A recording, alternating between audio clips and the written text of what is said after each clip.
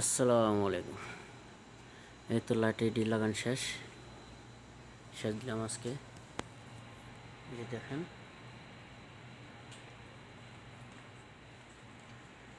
তারপর ওই যে টিউব লাগানো হয়েছে। এই যে লাইট খারাপ, সব লাগানো হয়েছে, চেঞ্জ।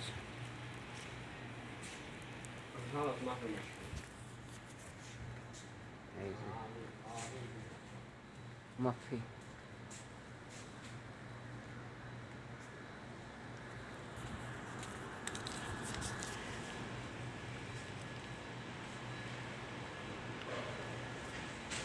তো কেমন হয়েছে, কাজ কেমন হয়েছে সবাই জানাবেন। আজকে আসলাম এই ছোটো লাইট লাগানোর জন্যে। এই যে এইগুলো আজকে এইগুলো কাজ করো, এটাই শেষ, এখন ছোটোটি।